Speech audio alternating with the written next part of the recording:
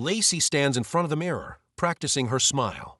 But it's not a smile, it's a mask, stiff and stretched like a Photoshop filter gone wrong. A rating interface hovers in the air.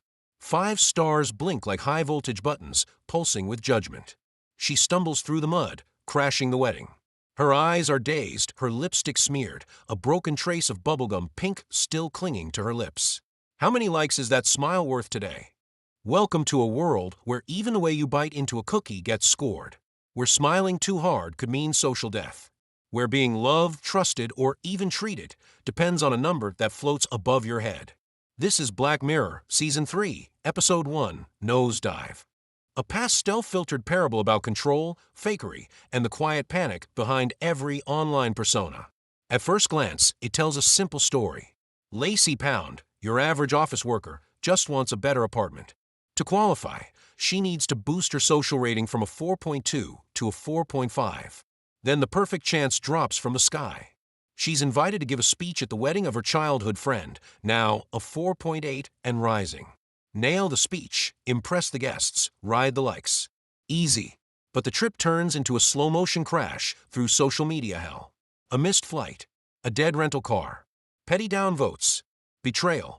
As Lacey tries harder and harder to save her score, she loses everything else. And in the end, when her rating hits rock bottom, she finds something resembling freedom. But what makes this episode truly terrifying isn't just the downfall. It's what it reveals about us. How many of us, like Lacey, are building digital selves out of likes, shares, and emojis? How many of us are delivering carefully worded, authentic posts just to nudge the algorithm our way? This isn't science fiction. It's already happening. And in this video, we're not just breaking down the story. We're decoding the whole system behind it. Magnifying glass tilted left how Nosedive uses soft colors and dreamy framing to sell a false utopia. Magnifying glass tilted left why its rating system mirrors real-world social platforms with frightening accuracy. Magnifying glass tilted left what got cut from the original ending and why the creators changed their minds. And finally, we'll ask the one question no one can escape.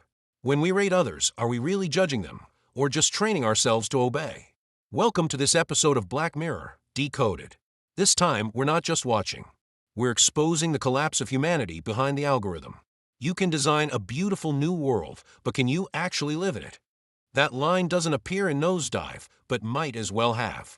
Because it perfectly sums up director Joe Wright's biggest creative challenge with this episode. When Netflix took over Black Mirror from Channel 4 and injected it with a bigger budget, the showrunners faced a new kind of pressure for the first time. How do you keep the razor-sharp dystopian bite while also expanding into something more global, more emotionally layered, more human? The result was Nosedive, the first Black Mirror episode to feature an American cast, an American writing team, and a distinctly American tone. Writing hand when dark satire meets warm, awkward humor. The episode was co-written by Black Mirror creator Charlie Brooker and 2 surprising collaborators. Michael Schur, The Good Place, Parks and Recreation, and Rashida Jones, actor, writer, and real-life social media observer. Not exactly the trio you'd expect for a bleak tech parable. Brooker is a master of existential despair and gut-punch endings. Schur and Jones? They're known for their soft touch, hopeful humanism, which is why Nosedive feels like an anomaly in the series. It doesn't end with death, madness, or system collapse. It ends with something rare in the Black Mirror universe, a scream of freedom. And that shift comes largely from Rashida Jones, who rewrote Lacey and Naomi's relationship from a basic plot device into a brutal takedown of curated friendship, social climbing, and the emotional economy of self-branding. Clapperboard pastel horror disguised as a Pinterest dream. Director Joe Wright, Atonement Darkest Hour, made a bold visual decision. The episode wouldn't look like sci-fi. It would look like a lifestyle blog. The color palette is all soft blues, whites, and peach tones, not taken from cyberpunk but from Pinterest. Wright said it plainly in an interview. I wanted it to feel like an Apple commercial that turns into Orwell. And he nailed it. The spotless kitchen counters. The eerily polite airport lounges. Even Lacey's electric car meltdown scene is lit like a commercial for pastel-colored perfection. The look is flawless, intentionally so. Because underneath that filtered glow is a brutal thesis. The more beautiful the world, the less space there is for real emotions. Memo from redemption arc to total breakdown. Here's something most people don't know. In the original script, Lacey doesn't end up in jail. She actually gives a moving speech at the wedding, earns back her stars, and gets the coveted apartment in Pelican Cove. They even shot some of it. But in post-production, Brooker watched the footage and said, "This isn't right. She can't win. Because in real life, we don't win." So the team rewrote the ending on the spot. Res-hot it, stripped away every drop of sentimentality, and replaced it with a raw, hilarious, tragic moment. Two strangers locked in cells, finally free to yell at each other without caring who's watching. It wasn't a plot twist. It was Black Mirror going back to its roots. In the world of tech-augmented performance, there is no happy ending. Unless you stop playing the game. You thought you were filming a lifestyle vlog.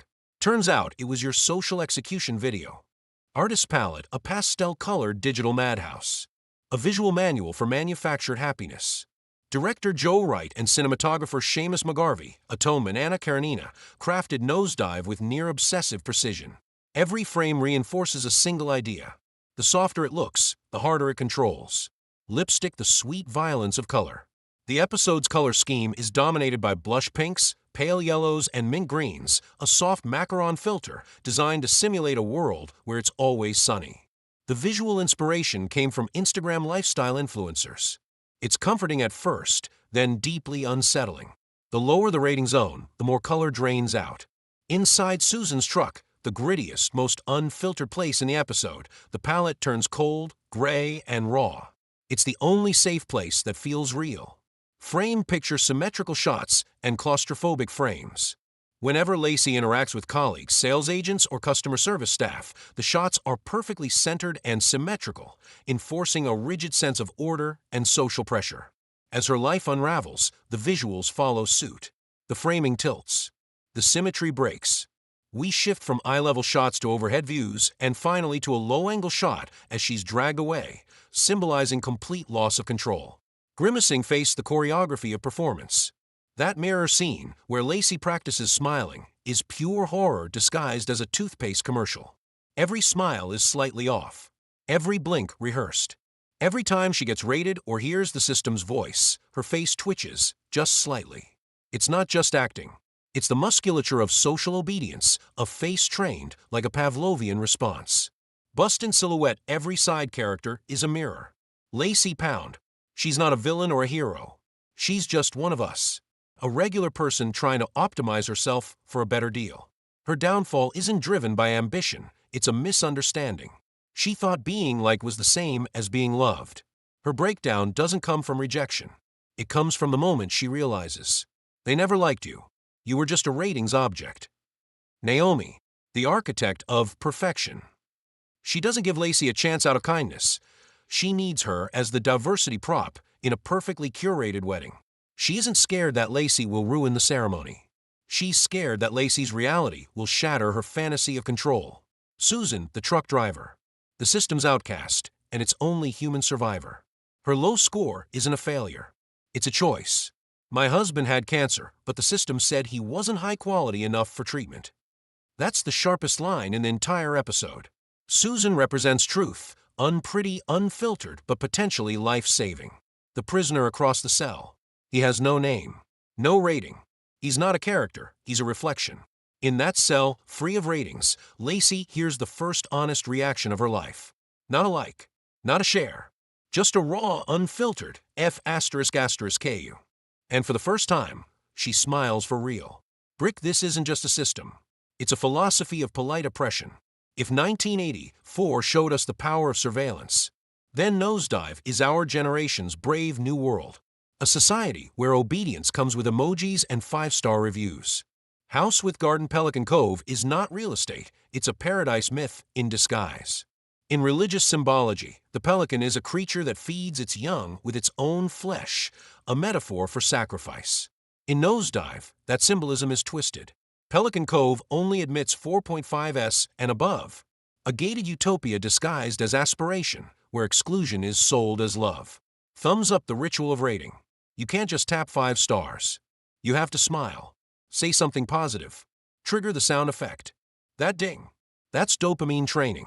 Every rating is part of a behavioral feedback loop. Lacey's not making choices. She's reacting to bells like a trained animal. Performing arts, the illusion of choice. No one forces you to rate. But if you don't, you vanish. No one says be fake. But if you're honest, you're punished. True control isn't forced, it's when you think you're choosing it. And that's what makes Nosedive devastating. It's not about freedom lost. It's about freedom never even realized. Because you weren't living. You were performing.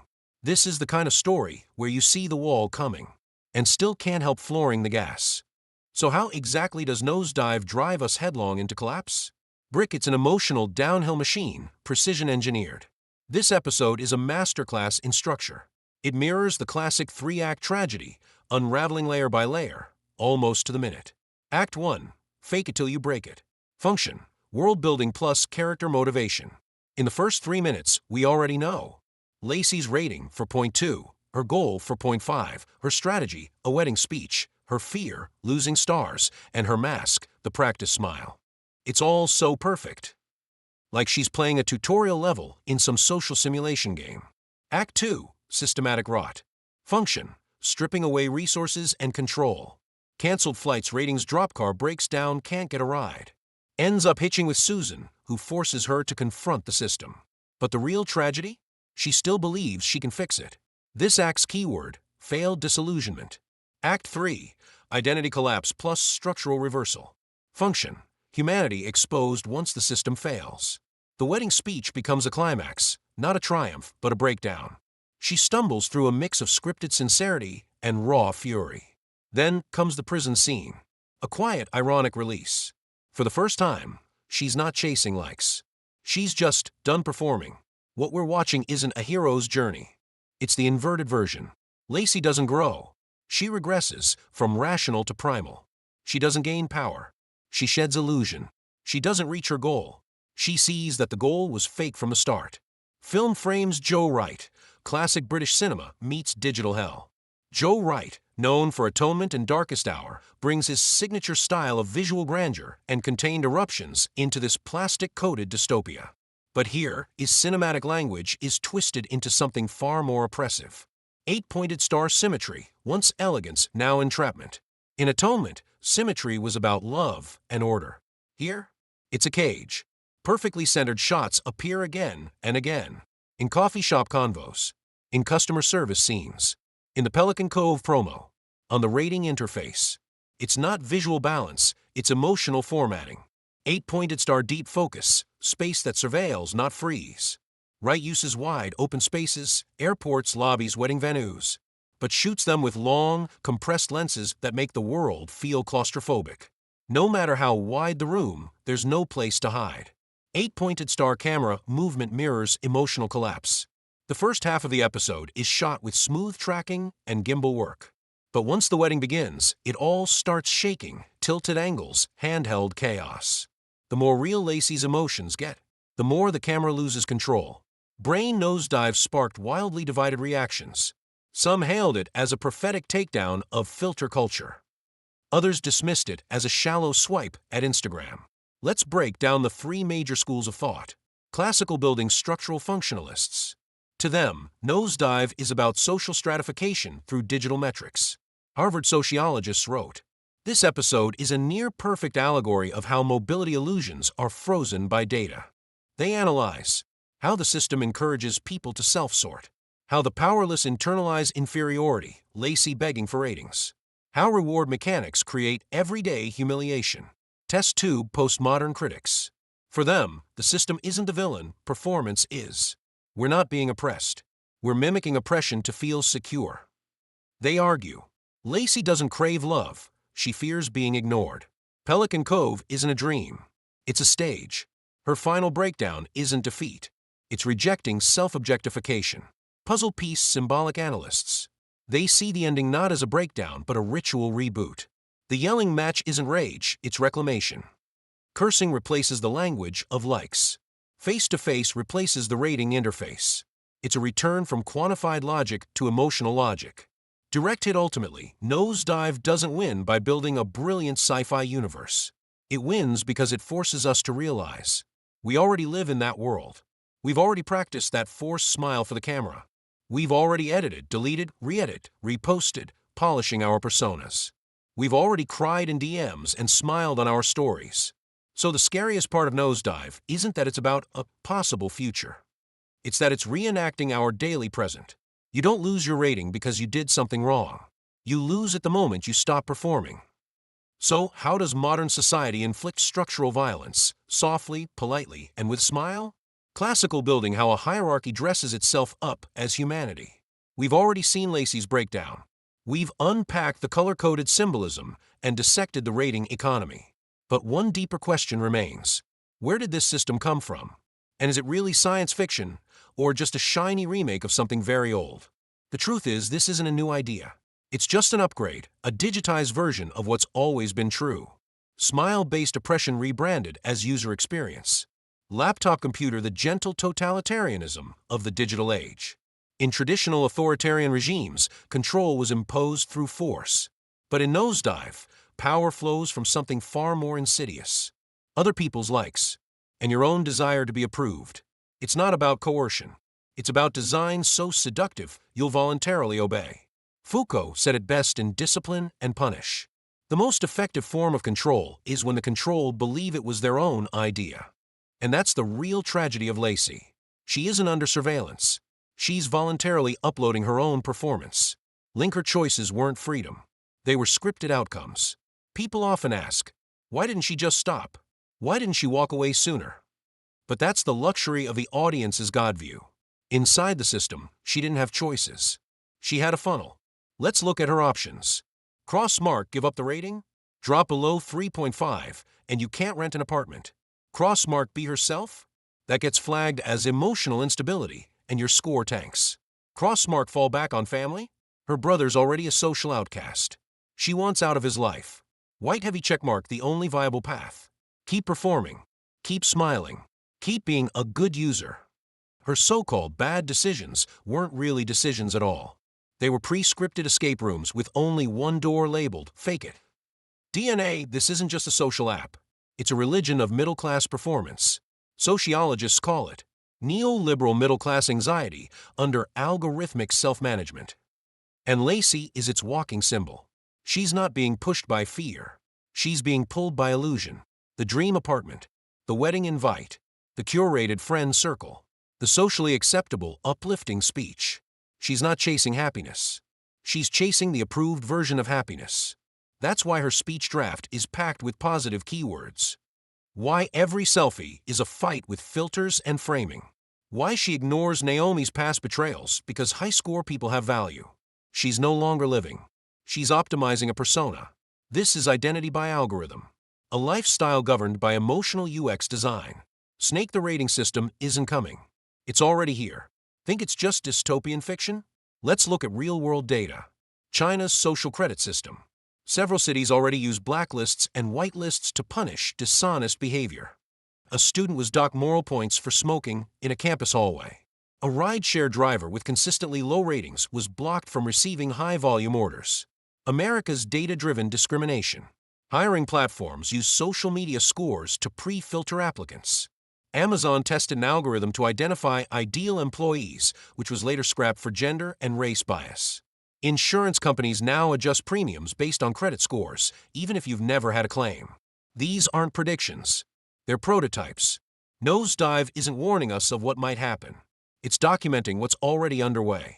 Woman-Mage, this might be the most fairy tale-like episode in Black Mirror, but it's a fairy tale for adults. And oddly enough, its narrative beats Mirror Cinderella. Fairy tale Nosedive. Poor girl wants to go to the ball Lacey wants into Pelican Cove. Magical invitation, wedding speech opportunity. Prepares herself smile training, speech rehearsal.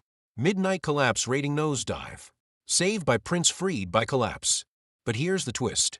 Cinderella is saved by social acceptance. Lacey is set free by social exile. In the world of Nosedive, not being like might be.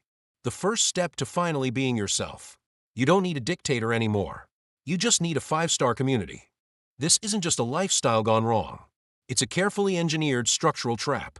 Globe with meridians. Who exactly does Nosedive hit hardest? Among all Black Mirror episodes, Nosedive has one of the widest psychological impacts, and not just with tech critics. It resonates deeply and painfully with 4 specific groups. Mobile phone-heavy social media users. From Instagram to TikTok, Xiaohongshu to LinkedIn, every platform rewards brand building, strategic identity, and audience engagement. Nosedive visualizes like anxiety in such blunt clarity that it feels like a highlight reel of your worst habits. 3 hours, no likes, should I delete it?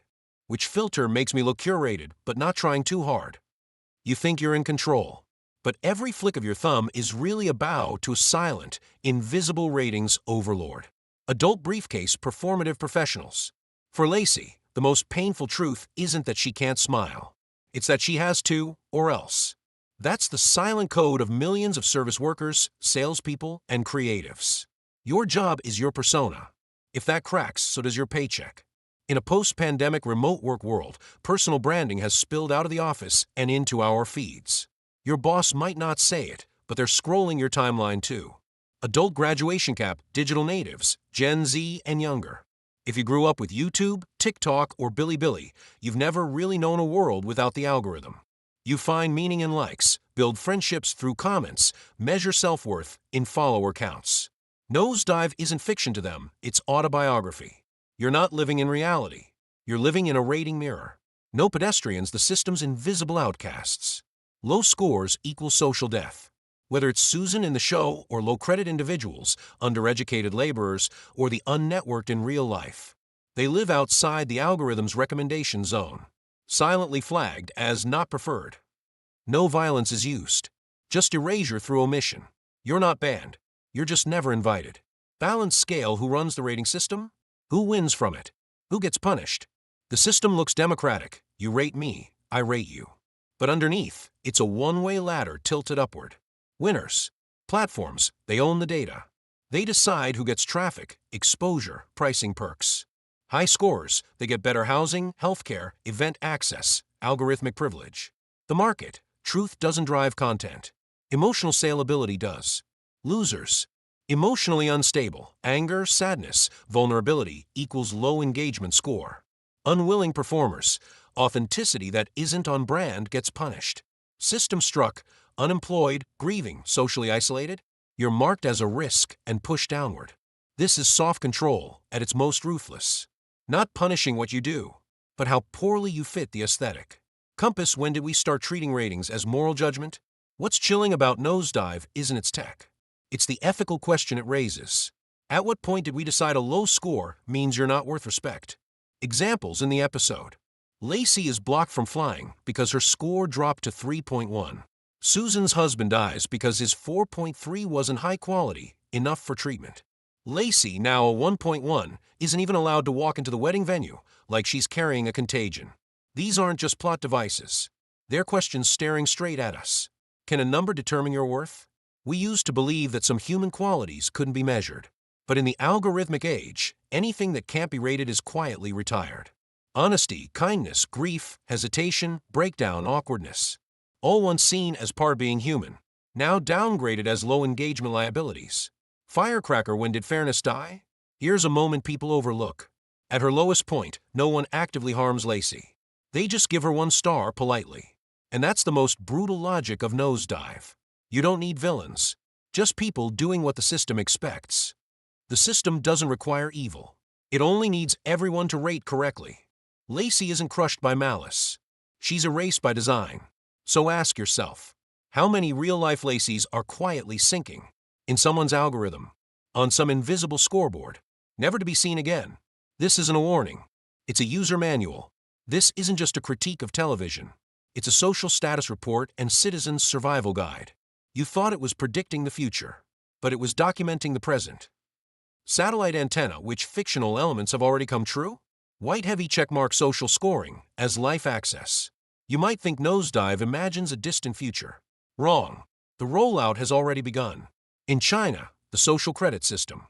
A man was banned from buying high-speed train tickets after being labeled untrustworthy. Cities now include behavior like library usage, recycling habits, and neighbor reviews in social credit metrics. Credit scores are linked to mortgage rates, school access, and even government subsidies. In the U.S., automated credit profiling and digital image filtering. Rental platforms quietly use social background scrubbing to reject low-reputation applicants. Insurance companies analyze your online presence and interaction patterns to assign risk scores. Amazon once used a machine learning resume filter that favored smiling headshots and Ivy League grads before it was called out for bias. White heavy checkmark emotion scoring is going semi-automatic. Companies like Effectiva and HireView already sell video interview AI tools. They analyze facial expressions, tone, and language to predict if someone is stable, positive, or likable. Many job candidates are unknowingly being scored during Zoom interviews. And on platforms like TikTok and Douyin, smile detection and eye contact analytics help decide which videos go viral. Every smile you upload may become evidence used to profile you. Chart decreasing, it's not about being scored. It's about needing a score to survive. The real horror of Nosedive isn't the rating system itself. It's that it becomes your access pass to real life. Systemic risks already in play. Balance scale digital identity replacing legal identity. In parts of the U.S., social safety scores are being linked to traffic violations and police records. Emerging platforms require behavior-based reputation metrics across apps as a condition for entry. Who you are is becoming what your data says you are. BRIC platform governance overtaking legal process. Platforms use score-based systems to deliver extra-legal punishments, shadow bans, soft locks, algorithmic exile. Gig workers, drivers, delivery staff, streamers live or die by their daily star ratings. Companies don't have to fire you. They can simply make you invisible to the system. This is a caste system without violence. A covert social hierarchy made entirely of numbers. Shield, so what do? It's not about tearing the system down. It's about rebuilding the threshold of humanity. Despite the bleakness, Nosedive ends with a subtle message. You don't need the system's permission to feel, to speak, or to exist. Here's how resistance is taking shape in the real world. White heavy checkmark legal solutions. The EU's AI Act bans scoring systems from determining access to healthcare, education, or insurance. Some Chinese cities now restrict companies from denying service based on credit information. California's Algorithmic Fairness Act requires transparency and human oversight in automated decisions. Wrench fight back with legal transparency and human accountability. White heavy checkmark tech solutions. Open source projects like Credmark and FairScore let citizens audit and correct reputation data. Blockchain tools now support decentralized identity, freeing users from platform monopolies. Some social platforms are letting users view their relevance weight logs to understand algorithmic suppression. Brain, the problem isn't technology, it's walled garden control. White heavy checkmark educational shifts. Media literacy is becoming a high school requirement in multiple countries, teaching students to question the scoring systems behind their screens. Universities are encouraging self-expression over optimization in creative evaluation. Influencers on YouTube and Bilibili are now hiding like counts and comment tallies to reclaim narrative control. Seedlings start with the next generation. Rebuild their tolerance for unfiltered feedback. Red heart, sometimes being disliked is the only way to rediscover who you are. Let's not forget, Nosedive ends in a prison, but it's also a kind of emotional jailbreak. That final shouting match between Lacey and the other prisoner? It wasn't petty. It was a breakthrough. A rare moment where emotion could exist without being rated. A reconnection that had nothing to do with followers or filters. An awakening. You are not your score, you are the energy beneath it. In real life, we're all looking for cracks in the system too. Have you ever posted something raw and honest, even if no one liked it? Ever skipped the selfie and shared a painful story instead? Ever turned off your social apps and just talked to someone? No cameras, no screenshots, no metrics? In that moment, maybe, just maybe, you stepped 1 inch closer to freedom. This isn't just an episode. It's a detox for your entire lifestyle. Nosedive didn't just air, it diagnosed a generation. Globe with meridians, it became a psychological reference point for the age. Brain, since its 2016 release, Nosedive has entered serious academic discourse, cited in fields ranging from psychology to policy. Social Media Addiction and Filtered Identity Disorders, Behavioral Psychology Journal, 2019. Algorithmic Bias and Digital Inequality, MIT Technology Review, 2020. Platform-Based Caste Systems and Governance, Harvard Law Review, 2021. Digital Anxiety and Teen Depression, Journal of Youth Mental Health, 2023. One paper summed it all up with a title that could have been a tagline. Nosedive Society, How Social Ranking Becomes the New Totalitarianism. Mobile phone with arrow nosedive also became a cultural meme. It's now slang for sudden emotional collapse, e.g., when your latest selfie tanks. Social fails, like bombing an interview with one awkward answer. Reddit threads and Twitter/X regularly cite the episode in real-world contexts, like Airbnb guests being removed over low host scores. Most viral caption? It's a nosedive world. We're just living in it. Performing arts artists and creators took it even further. A Berlin digital art museum launched 4.5, an immersive play where your audience rating changes the ending. A Japanese indie filmmaker created The Post-Rating Human, a dystopian short imagining a world where the score system disappears and people forget how to talk. TikTok creators launched rating life channels where their fans decide what they eat, wear, or say live. Some have millions of followers. The message is clear. Nosedive is no longer just a story. It's become a symptom map of modern life. Clapperboard, want to go deeper? Here's a watch list in conversation with Nosedive. Movie camera her, dir Spike Jonze. Keywords: algorithmic intimacy, manufactured loneliness, gentle dehumanization. Explores how human emotion becomes a platform commodity. A soft sci-fi mirror to Nosedive's smile dystopia. Joaquin Phoenix's aching need for connection parallels Lacey's social desperation. Movie camera The Circle, dir James Ponsoldt. Keywords: data surveillance, forced transparency, social exclusion. Based on the novel by Dave Eggers. More aggressive in tone, but asks the same question. Who gets to define you and why? Deconstructs the smiling totalitarianism of perfect digital lives. Movie camera Perfect Blue, dir Satoshi Kon. Keywords: idol culture, online persona, identity fracture. A chilling anime that predates influencer culture by decades. Mirrors Lacey's spiral into self-doubt as the gap between real and performed self widens. Still one of the most prophetic visual essays on platform era identity collapse. Movie camera Sorry to Bother You, dir Boots Riley. Keywords: linguistic colonization, capitalist roleplay, racialized performance. Uses absurdist comedy to critique persona engineering in the workplace. Shows how language is weaponized to enforce docility. Asks, whose voice are you using when you speak? A punk sibling to Nosedive's pastel horror. Books, want to read more? These books break down the human-tech boundary. The Age of Surveillance Capitalism, Shoshana Zuboff. Explains how tech companies convert human behavior into behavioral control. Introduces the concept, data rights equals human rights. A foundational text for understanding how ratings became infrastructure.